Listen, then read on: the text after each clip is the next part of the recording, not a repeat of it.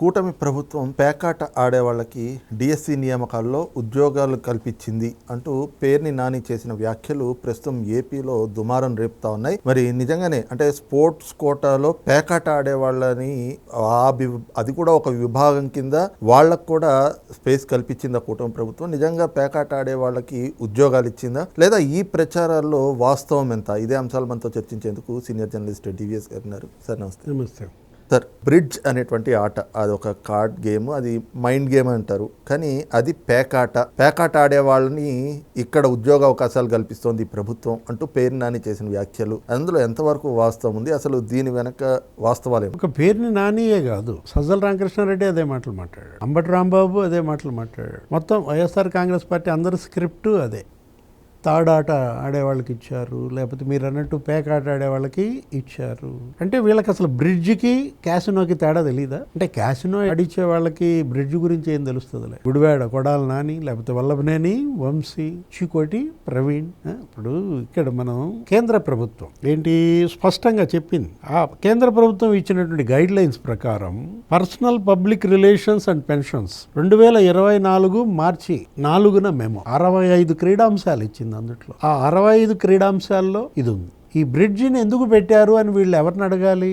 దమ్ముంటే మోడీని అడగాలి, కేంద్ర ప్రభుత్వాన్ని అడగాలి. అంటే బ్రిడ్జ్ అంటే అదొక ఇంటలెక్చువల్ గేమ్. యాక్చువల్గా ఏంటంటే మామూలుగా పెద్ద పెద్ద విద్యాధికులు ఆడుకునే ఆట. ఇప్పుడు చదరంగం ఎలాగో, బ్రిడ్జ్ ఎలాగో. ఇప్పుడు మా కాలేజీలో మా లెక్చరర్స్ అసలు పెద్ద ఛాంపియన్స్. మా కరెస్పాండెంట్ అయితే అసలు మొత్తం ఆయనే కండక్ట్ చేసేవాడు. అప్పుడు ఏది నేషనల్ లెవెల్లో భారతదేశంలో స్థాయిలో బ్రిడ్జ్ పోటీలు నిర్వహించితే మొత్తం కాలేజీల ప్రిన్సిపాళ్ళు, లెక్చరర్లు, డాక్టర్లు, లాయర్లు వాళ్ళు పాల్గొనే వాళ్ళు. అందులో అదొక ఛాంపియన్షిప్. ఏం తెలుసు వీళ్ళకి? ఇప్పుడు క్రీడా ఉద్యోగాలను టార్గెట్ చేస్తున్నారు ఎక్కువగా. 16,000 పోస్టులతో మెగా డిఎస్సి, 15,491 మంది అపాయింట్మెంట్ అయిపోయింది. కష్టపడి చదివారు, బ్రహ్మాండంగా వాళ్ళు పోస్టులు పొందారు. కుటుంబ సభ్యులు అసలు వాళ్ళ యొక్క ఫ్యామిలీ సమక్షంలో అపాయింట్మెంట్ లెటర్స్ ఇచ్చి ఇప్పటికి ఎన్నాళ్ళైంది? లాస్ట్ ఇయర్ సెప్టెంబరు ఎప్పుడో ఇచ్చారు, 21వ తారీఖు. అంటే 9 నెలలు అవుతాను వాళ్ళు ఉద్యోగాల్లో చేరి. అసలు ఈ ఫైల్ మీద సంతకం పెట్టి 2 ఏళ్ళు, నోటిఫికేషన్ వచ్చి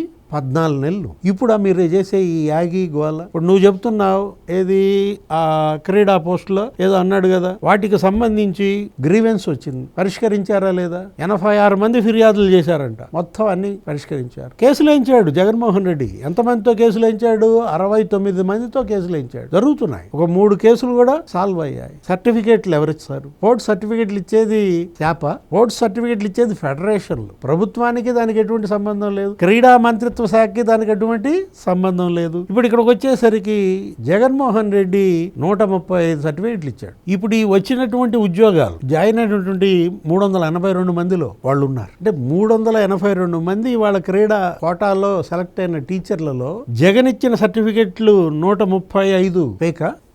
అదే కనపడుతుంది. ఏది నేను ఫేక్ సర్టిఫికెట్లు ఇచ్చాను, నువ్వు ఉద్యోగాలు ఎలా ఇస్తావంటావా? తెలుగుదేశం పార్టీ 12 ఏళ్ళు, ఏది రాష్ట్ర విభజన జరిగిన తర్వాత ఒక 5 ఏళ్ళు, ఇప్పుడు ఒక 2 ఏళ్ళు, 7 ఏళ్ళు, అంతకుముందు ఒక 5 ఏళ్ళు, 12 ఏళ్లలో ఇచ్చిన సర్టిఫికెట్లన్నీ తెలుగుదేశం ప్రభుత్వం 142. అంటే నేను చెప్తాను 1999, 2004 కానీ, లేకపోతే 2014, 19 కానీ, ఇప్పుడు ఈ 2 ఏళ్ళు కానీ. రాజశేఖర్ రెడ్డి, రోసయ్య, కిరణ్ కుమార్ రెడ్డి 10 ఏళ్ళు. ఆ 10 ఏళ్లలో 105 సర్టిఫికెట్లు ఇచ్చారు. జగన్ ప్రభుత్వం 135 సర్టిఫికెట్లు. ఇవాళ వచ్చినటువంటి ఉద్యోగాలు 382 మంది వాళ్ళైతే ఎంత పకడ్బందీగా పరీక్ష రాశారు. ఇదేంటిది? Computer based test, CBT, 42,000 question bank. ఏ ప్రశ్న ఎవరికి వస్తుందో తెలియదు. ప్రతిరోజు పాస్వర్డ్ మారుతుంది. ఒక సైబర్ సెక్యూరిటీ, ఏది high power cyber security, physical మరి స్ట్రాంగ్ సెక్యూరిటీ. కట్టుదిట్టంగా పరీక్ష రాస్తే నీకు 5,77,675 దరఖాస్తులు వచ్చాయి. 3,36,300 మంది అభ్యర్థులు. ఇది ఒక 24 రోజుల ప్రక్రియ. ఎల్లుండి అంటే 6వ తారీఖుకి సంవత్సరం అవుతుంది పరీక్ష పెట్టి. జూన్ 6 నుంచి జూలై 6 దాకా 24 రోజుల పాటు అత్యంత పకడ్బందీగా ఈ పరీక్ష నిర్వహిస్తే నువ్వెందుకని పెట్టలేకపోయావు? నీకు నీకు ప్రజలు అవకాశం ఇచ్చారు కదా 5 ఏళ్ళు మెగా డిఎస్సి. అరే ఎలక్షన్ కు ముందు 2 నెలల ముందు నువ్వు ఇచ్చి దగా డిఎస్సి చేశావు అని నీ చెల్లె నిన్ను తిట్టింది. ఇప్పుడు ఈ స్పోర్ట్స్ సర్టిఫికేట్ తీసుకున్న వాళ్ళల్లో విజయనగరం అమ్మాయి ఒక పేరేంటి వెంకటలక్ష్మి, ఆమెకేదో జాబ్ ఇచ్చారు. ఆమెకు జాబ్ వచ్చిందంటే కారణం ఏంటి? ఆమె బ్రాంజ్ మెడల్ వెయిట్ లిఫ్టింగ్ లో నేషనల్స్ లో బ్రాంజ్ మెడల్. మీరు అనేది ఏంటి? ఆమె మీద ఎఫ్ఐఆర్ ఉంది, ఆమెకి ఎలా ఇస్తారంటారు? ఎఫ్ఐఆర్ ఉందా లేదా అని చెప్పి అక్కడ ఎస్పీకి లెటర్ రాశారు. విజయనగరం ఎస్పీ ఏమని ఇచ్చారు సమాధానం? ఆమె మీద ఎటువంటి ఎఫ్ఐఆర్ లేదు అన్నారు. ఆ పేపర్ తీసుకునే ఇచ్చారు ఏది ఉద్యోగం. ఇంకా ఏమని చెప్తారు వీళ్ళు? అతను ఎవరో ఏకాంబరం అంట, చిత్తూరు. అది ఒకటి రాశారులే, సాక్షిలో కూడా వేశారు, ఆ ఛానల్లో కూడా చూపించారు. 125వ ర్యాంక్ వచ్చింది, ఎందుకు ఎవరు మీరు ఉద్యోగం అంటారు. ఓకే, ఏంటి అతను 125వ ర్యాంకు? చిత్తూరు, ఆయన సోషల్ స్టడీస్ సబ్జెక్టు. ఖాళీలు ఎన్ని ఉన్నాయి? 118 ఉన్నాయి. అతను ఏంటి క్యాస్ట్? అది బీసీడీ కిందకు వస్తాడు. ఈ 118 ఖాళీల్లో బీసీడీకి ఎన్ని వస్తాయి? 7 వస్తాయి. మరి మొదటి 5 పోస్టులు కట్ ఆఫ్ ర్యాంక్ ఎంత? 114. ఇతనికి ఎంత వచ్చింది ఏకాంబరానికి? 125. కట్ ఆఫ్ 114 అయితే 125 వాడికి ఎలా వచ్చింది? ఆ 2 పోస్టులు కూడా దివ్యాంగులకి క్రీడలకి వెళ్ళిపోయాయి. ఇంకో కేసు ఏమి రాశారు వాళ్ళు? ఏదో నసీం ఉందంట, షేక్ నసీం. అంటే ఆమె ఏంటి అసలు దేని కిందకు వస్తుంది? ఆమె వచ్చేసరికి బీసీఈ కేటగిరీ. బీసీఈలో కడప జిల్లా ఆమె బయాలజీ సబ్జెక్ట్ లో ఉన్న ఖాళీలే 2 ఖాళీలు 4th ర్యాంకు 30th ర్యాంకుతో ఫిల్అప్ అయింది. మరి ఈమెకి ఎంత వచ్చింది ర్యాంకు?